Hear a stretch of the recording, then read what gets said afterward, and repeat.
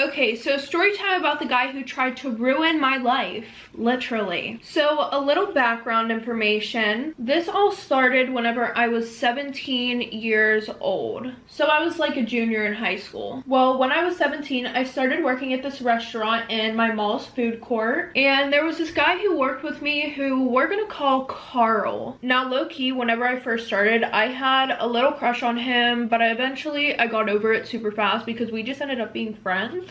Well, my best friend, who we are going to call Piper, she also worked in the food court, but she worked in the restaurant that was right next to mine. And usually around dinner time, the food court would get like really empty. So Piper and I would always meet up in the back and just hang out. Well, the guys who also worked in the food court, they knew Piper. So eventually we all started hanging out and we got really close. Like, we all would hang out all the time, even after work, on school nights and everything. Well, I ended up becoming best friends with one of the guys, and we're going to call him Ben. There are a lot of names in this story time, so please just try to keep up. Now, don't get me wrong, I was good friends with all the other guys. Ben and I just kind of clicked more. Well, a few months later, Ben and Piper started dating, so I eventually took a step back because I didn't want to be that girl. And also, I couldn't have been happier for two of my best friends for hitting it off, because Piper really deserved somebody good and Ben was just that guy. So we pretty much started hanging out less, and it wasn't even just Ben, it was Piper too. And like I said before, like, I would hang out with these people every day. Now we would really only hang out on weekends or just once a week, which was really annoying because, like, I know they were in a relationship and all, but like, I felt like the odd man out, you know? Like, I didn't expect Piper to really like focus on her boyfriend all the time. Like, I thought, oh, they're dating, you know, this will be cool, we can all hang out still, you know. Nope, she put her boyfriend above our friendship.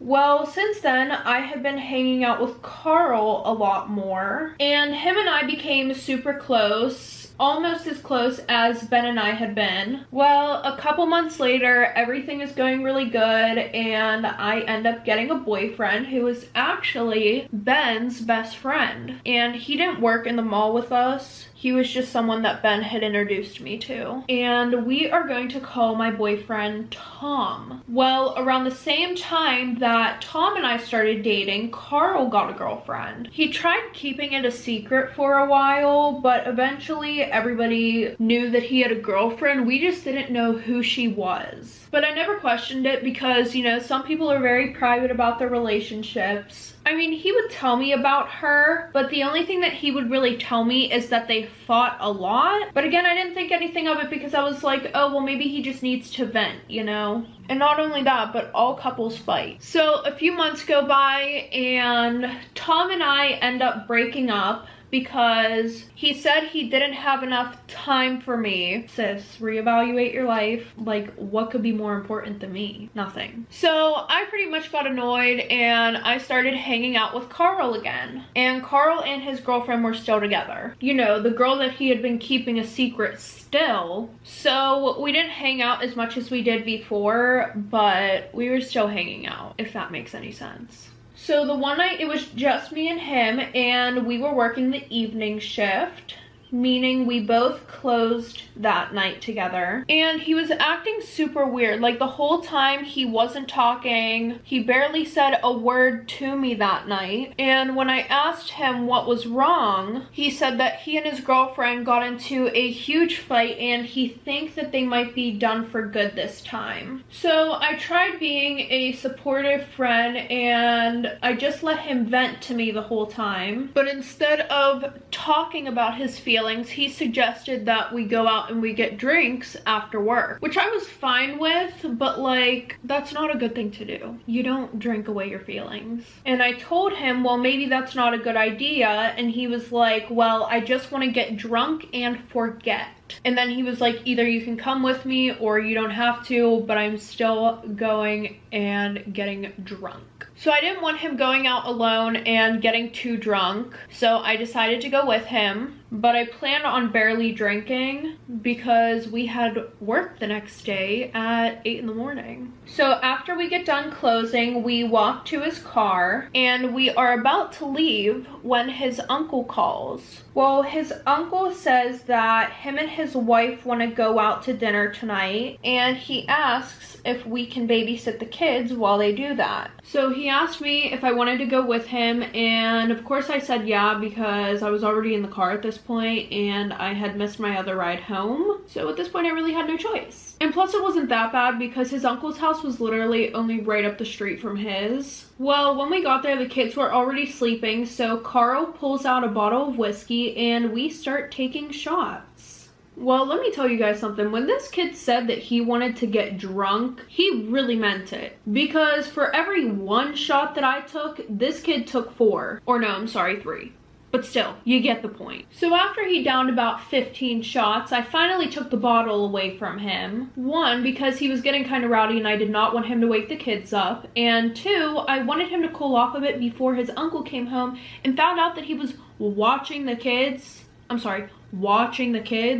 drunk as Well, just a few minutes after I had taken the bottle from him, his uncle walks through the door. And I'm just thinking to myself, well, this is great because now he's gonna blame me for not watching him. But surprisingly, it was the complete opposite. He walks in and he's like, oh, like, what have you guys been doing the whole time? And I was about to say watching TV when Carl just blurts out, oh, we've been taking shots. And his uncle was like, oh, I'll take some with you guys. And I was like, oh no, like he's cut off for the night, you know? And his uncle was like, no, just let him drink some more. And I'm like, dude, he literally had 15 shots. Like, do you want this man to die? Like, he could literally see that this kid was already obliterated. Anyway, so we take some shots. I took like 2 more because, like I said, I was not about to drink that much before a shift that started at 8 in the morning. So an hour later, Carl and I start walking home to his house, of course. And he was an absolute train wreck.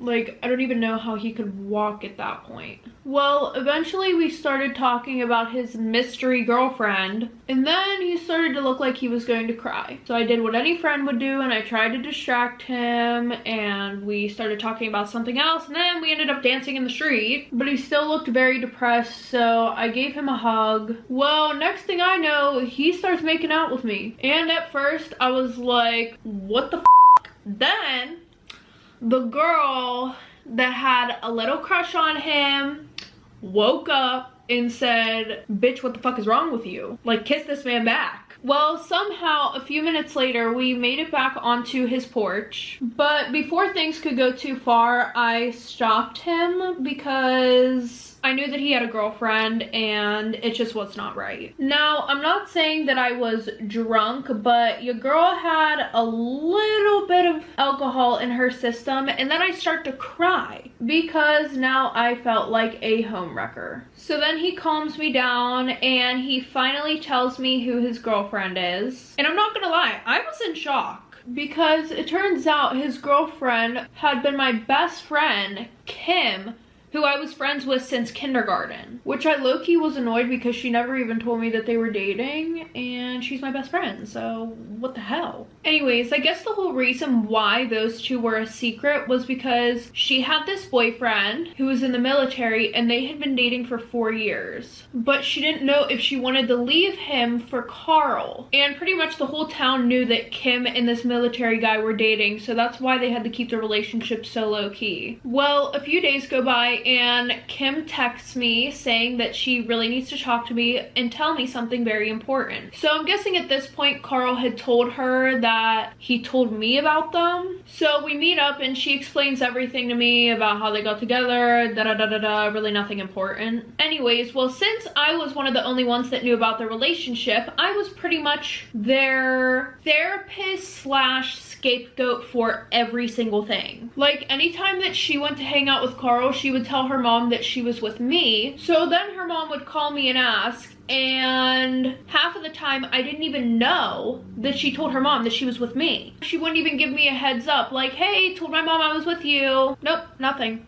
So anytime that she didn't tell me, I would be like, oh yeah, like I'm going to work right now. She just left my house. And then I would have to text her saying, oh, your mom's looking for you. So that pretty much went on for a few months until low-key I was in the mix of getting back with my ex-boyfriend Tom, because Tom, Ben, Piper, and we all decided to go camping the one night since we all hadn't seen each other in a while. Or at least I hadn't seen them in a while. And we're all drinking, having lots of fun. And at around 3 a.m. we all go back to our tents, and I went in my tent with Tom. Piper went with Ben, obviously, because remember, they're dating. And you know, we're starting to get down to business whenever my phone starts going off like crazy. I ignored it for the first 3 minutes, and then it still kept going off. So I picked up the phone to see who it was, and it's Kim's mom. At 3 a.m. she is calling my phone. And you know, Kim didn't try to call me to give me a heads up or anything like that. Not only that, I haven't heard from Kim's mom in weeks. Well, I pick up the phone and she's asking me where Kim is at.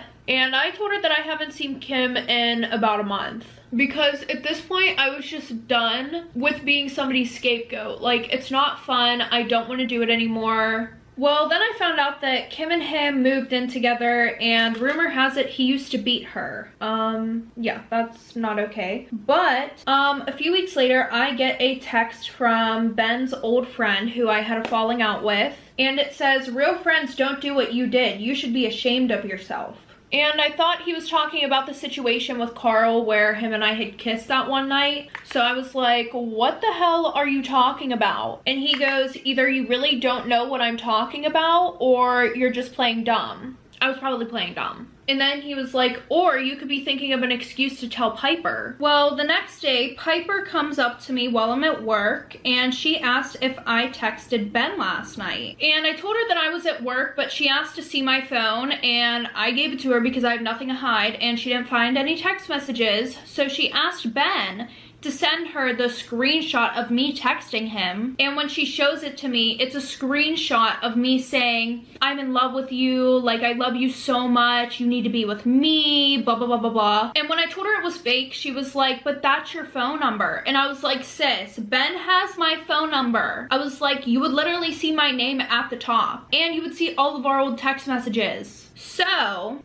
we text Ben off my phone so that way I could prove I wasn't lying to her. So, you know, I proved to her that it wasn't me, and I didn't even get an apology or anything like that. But a few days later, we found out that it was Carl who texted Ben off like one of those fake phone number apps to make it look like I had been texting Ben. So I messaged Carl and I told him how pissed off I was and that he could have ruined Piper and I's friendship, and low-key Ben and I's friendship, but that was pretty much already gone because him and Piper were so stuck up each other's asses and she was too insecure to let him be friends with a girl.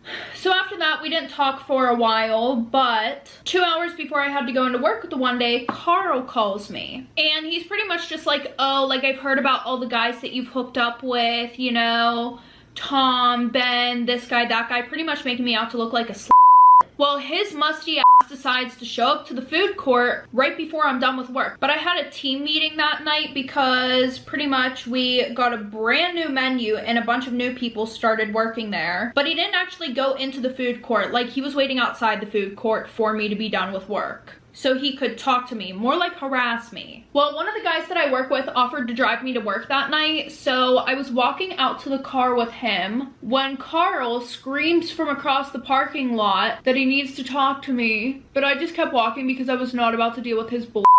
So then he runs up to us and he tells the kid that I was walking with to go to the car. She'll be there in a second. Like, who the hell do you think you are? So this kid, not wanting to be involved with the drama, he walks to the car and then he pretty much says to me everything that he had said already on the phone. So I asked him who told him all these things and he couldn't even give me an answer. So I just laughed and walked away. And then he yelled at me like the abusive scumbag that he is. And he was like, oh, where the fuck do you think you're going? Like, again, who are you talking to? Like that. Because I'm not Kim, babe. I'll beat your ass. So a few days later, Piper was acting really weird around me. She wouldn't talk to me.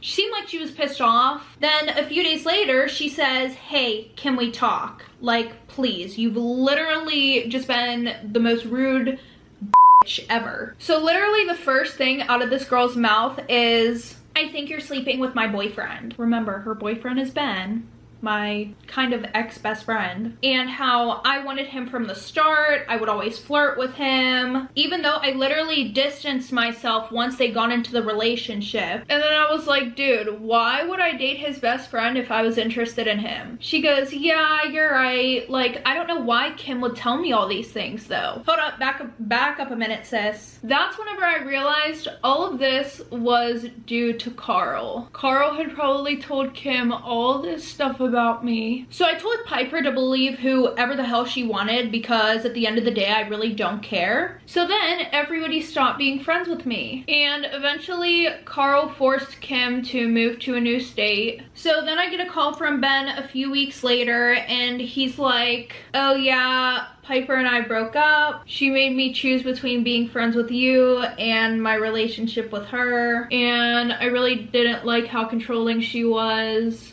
So at the end of the day, he chose me. He didn't want to say it, but I knew. Well, eventually we did end up hooking up, and now he is married to a really nice girl. I went to the wedding with Tom, but we just hooked up from time and time again. It's really nothing serious. Well, eventually people realized that Carl was the whole cause of that situation. But I mean, little too late, huh? Oh, and then Piper tries to come up to me at the wedding because Ben's fiance decided to be nice and invite her. She comes up and she's like, OMG, like, give me a hug. And I'm like, I fucking hate you. Okay, so before we end this story time, why do you guys think Carl did all this? I have a good idea. She didn't mention it in the story time, but I think that Carl low-key thought that she was gonna tell Kim about the fact that they hooked up. So he was like, oh, I have to get to her first. Like, I have to make sure that nobody believes her about anything. Let me know what you guys think down below in the comments.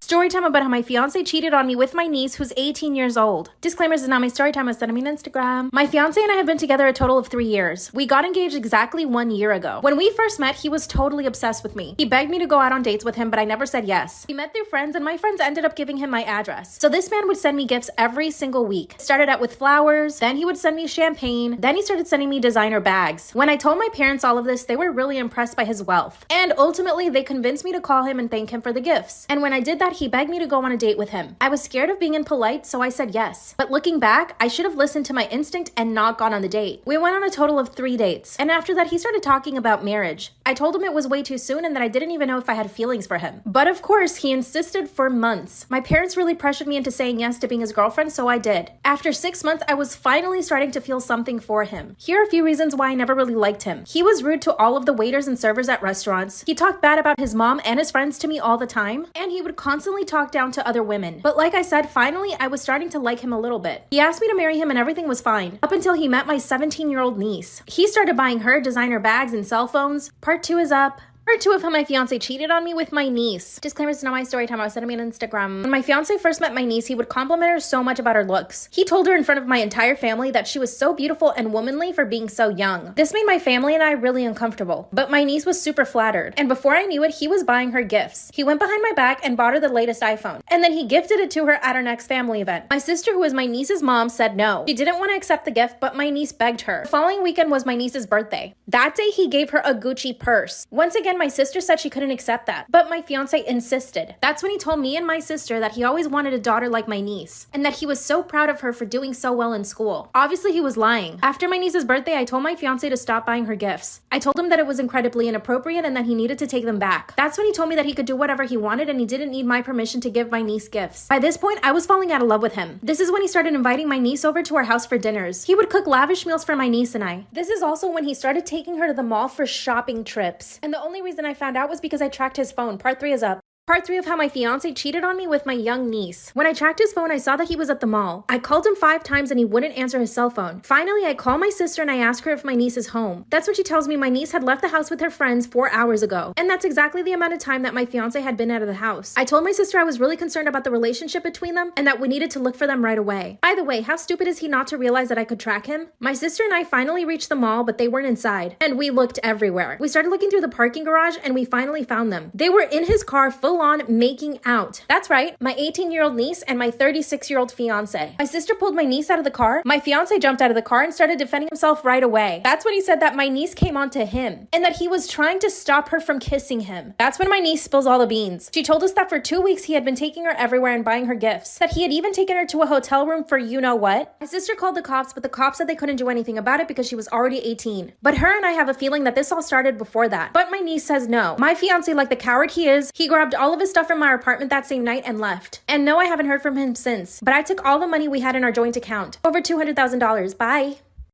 Yesterday, I was supposed to spend the night at my friend's house with some of my classmates and we were playing Truth or Dare. There really is no reason for us to choose truth since we already know a lot about each other, so we mostly just went with dares. It was pretty fun and we had some weird challenges. I was sitting next to my friend's brother when it was my turn and a classmate challenged me to kiss him. His sister immediately told my friend to change the dare and so she did. To be clear, her brother didn't say anything when he heard about the dare and just laughed, so he definitely looked like he was okay with it, right? Well, wrong, because after I kissed him, he told me what the fuck am I doing and he looked like he was really grossed out by it. I was honestly a bit offended and asked him why he was so grossed out by me kissing him. I'm actually a pretty okay looking girl and even if I wasn't, there was no reason for him to act like this. He ended up leaving the game and my friend told me that what I did was wrong on so many levels and to get out of her house. My other classmates didn't say anything, so I think they were on my side, but they didn't want to participate in this argument. I'll ask them when they go back home. Anyway, I did end up leaving. Am I the asshole for kissing my friend's brother without his consent during a Truth or Dare? Am I wrong for ruining my sister-in-law's gender reveal? So I, 31 male, have 3 beautiful daughters, 7, 5, and 2, which for some reason people in my life think I'm not completely happy with. If I had $1 for every time I heard, I bet you wish you had a son, or are you ever gonna try again for a boy, I'd be a millionaire. Look, if my wife got pregnant again and had a boy, my reaction would be the same as the other 3. In my opinion, as long as your child is healthy, who honestly cares? Oh, props to this dad. I never hear guys talk like this. It's so refreshing to hear. The worst and most annoying people towards my wife, give me a son, are my sister-in-law, 29, who has 4 boys and now pregnant with her 5th child, and my mother-in-law. Last Sunday, we were at my mother-in-law's for Sunday lunch, and my sister-in-law said after dessert to come out to the back garden as they had a balloon to announce the gender of their new baby. Well, long story short, she's having another boy. After everyone congratulated her, she made her way to us and said, "I bet you wish just once it would be blue for you guys," then turned to my wife and said, "It's never too late to try again." It royally pissed me off because my oldest was in earshot. I turned to her and said, "Well, actually, Alice, I wouldn't give one of my daughters dirty socks for what boys wear in Europe, and the fact that you base your love on your child's gender says a lot about you as a mother. I don't need a son, so I suggest you take your advice and stick it." She stuttered for a second and then burst into tears, saying I was putting her and her kids down. The mood was ruined, and after that, we left. Since then, my in-law said she deserves an apology, and it's been a long-running joke, so I shouldn't have driven my sister-in-law to tears. Wait, what is it called? Can't take what you... Eat what you dish, can't take what you dish. I can't remember the saying. Am I wrong for not wanting to make my friend a wedding dress for the cost of materials? So I have a degree in fashion, which some people think means I can be their personal seamstress. I'm used to this problem and I don't mind helping out, but I never work for free. My pregnant friend recently reached out to me and asked me if I could make her wedding dress and sent me a picture of the idea she had in mind. It isn't exactly a simple dress, but it's also not the most complex I've ever done either. I told her I could for sure do this for her and it would cost around 600 pounds. She was shocked at this and told me that she thought I'd do it for free and just pay for the materials. Why would she assume that? I pointed out how many hours this would take me to do and all the hand embroidery needed. Then I explained I was doing this for a quarter of the price I charge other people because she's my friend. At this point, she started to get very upset, telling me I have no idea how much stress she's under with the wedding and the fact she's pregnant and how money is tight and how this should be my wedding gift to her and how great it looked in my portfolio. I don't think I'm being unreasonable to want some money for this, but other friends are telling me it's horrible how I'm wanting to charge her for this and it's not like I'm a high-end bridal shop. So am I being unreasonable? No, your friends suck. Am I the asshole for touching my wife's tampon box? It sounds like a petty fight, but she's really pissed with me right now. So I was reorganizing the storage room the other day and came across a box of tampons. The box was being kept behind some cleaning products in the cabinet, so I removed it and put it on top of the counter. So I could clean out the cabinet, you know? I resumed cleaning and put everything back except for the tampon box because I thought it didn't belong there, so I put it inside the bathroom and left it there. At 1 p.m., my wife got home, went to the storage room, then came back freaking out asking if I was in there earlier. I said yes, I reorganized and cleaned the storage room, and she got upset asking about the box. Am I the asshole for touching my wife's tampon box? She rushed into the bathroom, stayed there a few minutes, then came back yelling at me for touching her stuff. I asked what she meant by touching her stuff. I was just cleaning and came across the tampon box, which I had no idea why it was there in the first place. She berated me about touching her stuff no matter where it is so she doesn't have to go and look for it. She then said I should have just left it as is, which to me was ridiculous because she did not need it right then. Like, what's the big deal? She got irritated and called me an asshole for arguing with her about it when I'm in the wrong. I said that I don't think what I did justified her yelling at me, and it's not like I threw the box away.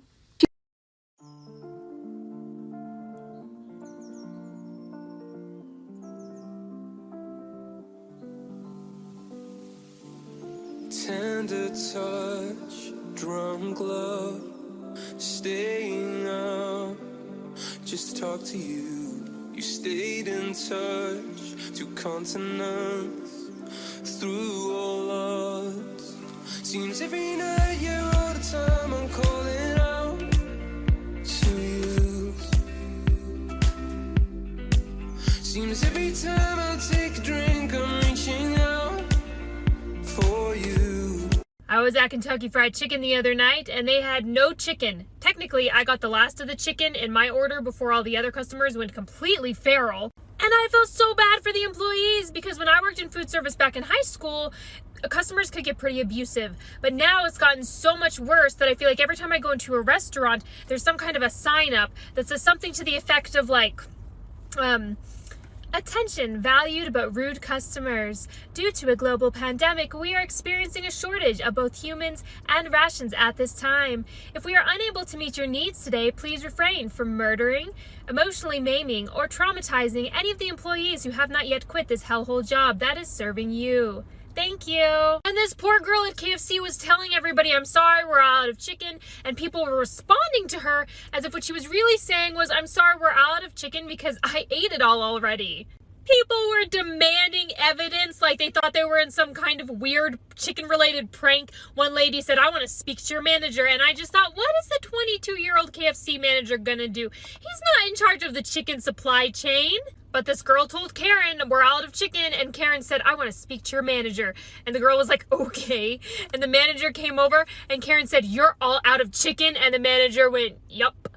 And Karen just went, this is ridiculous, and left. And I was like, what is the point? What was the point of that interaction? Why did she need that? I understand being excited that you're going to get your food or you're going to get a special treat and then not getting it and feeling disappointed. Okay, I've been there. One time I was having a rough day and I went to McDonald's to get an ice cream cone and I paid for it and I got up to the window and instead of handing me an ice cream cone, the lady handed me vanilla flavored frozen yogurt on a cone, which is unacceptable. But I didn't yell at her. I just cried in my car and then took an impromptu 14-hour road trip to another state, both of which are more acceptable responses than yelling at a customer service employee who has no control over the amount of cream in my dessert. People were getting so upset that they couldn't have chicken that as I was walking out with my bag of chicken, I was looking around in the dark like, I hope nobody mugs me for my chicken, which sounds like a crazy thought, but it was a genuine thought because crazier things have happened in the last few years than someone getting mugged over chicken. Like, it could happen. My fiance wants a break after visiting my parents and going through some old photo albums. So we've been dating for a little over 6 years and recently went up to my parents last weekend, and we met in college for more detail. While there, we ended up going through some old photo books with my parents, but when we got back home, my boyfriend said that he wanted to talk. He said he was bothered by the old photos of me doing aerial silks when I was in my teens, and said that it came off as inappropriate. And this was the first time he ever commented on something that I wore or used to wear. He also said he was disappointed in my parents for having no issue with it either. But when I asked why he was bothered when it was so long ago, he said that his mum, who was very religious, he's an atheist, never let his sister wear anything not down to her knees, and that he was concerned I might put our potential children in pole dancing, because silks was close to it. And I told him I disagreed. When I said that though, he said that that was the problem, and that he wanted a break, and he's been staying with his brother for the past 2 days without calling me at all. I think it's immature, and I told him before he left that I just wanted to talk like adults about whatever is behind this, but he said he wasn't interested until he talked to his brother. And I just want to ask what I should do from here. I'm reconsidering a lot myself too, but I'm hurt that he wants to confide in him before me, and was fine before the trip, but after seeing the old albums, has an issue with me. Edit. He said he was having second thoughts about me as a mum because I might put our potential daughter in pole because it's similar to Silk's. And when he was looking at the photo book, he kept saying how his mum would never let his sister wear anything that doesn't go down to the knees, and that I looked like a stripper at 16, which really hurt. And now in the comments, why would you want to marry someone who can't even talk to you like an adult when something is bothering them? And OP replies, I am already at the point of reconsidering right now because he literally just said that I looked like a stripper at 16 when I was just doing a hobby. And it really made me feel hurt when he said it, and it still does. Even to the point of saying that he thinks that I might be a bad mum who puts their daughter in pole because it's similar, when it's not at all. Dude, imagine the psychological harm he would do to your daughters. I would definitely reconsider. If you stay, is he going to be like this every time you guys get into an argument? What you did in the past has nothing to do with how you'll raise kids. F him. He sounds like he wants a 1950s marriage. If it was me, I'd tell him to come get his crap and not come back. And OP says, literally at that point. But he's not responding to anything in terms of calls asking how he is at the least. Like, it still hurts, but he's just ignoring me to talk or pick up his stuff, probably if I were to ask him because he'd just not answer. Sounds like you dodged a bullet. That man has issues. OP says, I just hated being compared to him or his sister when it was so long ago. Why are you seeing this as a you problem? This guy is unhinged. Why would you want him near your future children? You don't need to talk to him. OP says, mostly contemplating how to get his stuff out of the home when he's ignoring me, and his brother is the one that I'm worried about because he's often in legal trouble and he's been distant from him, from what he says, until the break, and now wants advice from him, and I could see him try to pull something that makes it seem like I broke his stuff because of his brother. Have a friend stay with you and get his crap packed. That way you have a witness to not breaking his things. Take photos and videos with timestamps. Hell, even give the police a call as a heads up, and when he shows up, you can call them to ensure things go smoothly. If his brother has a history of criminal trouble, and that's the first person he goes to after claiming to cut contact, then you need to be prepared that they may both show up and make a scene. Please have a friend come over and stay with you, or your parents, anyone. He went to 0 to 100 real quick, and that's alarming. It sounds like you now have some new information about him that you need to consider during this break.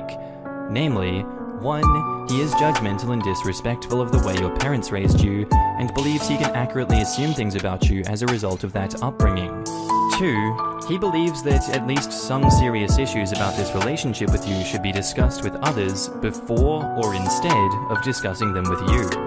3. He believes photos of activities that you participated in as a child give him some information about who you are that a 6-year relationship with you didn't give him. And 4. He has some sort of ideals regarding modesty and how young women should be taught to behave that are at least partly based in his religious upbringing.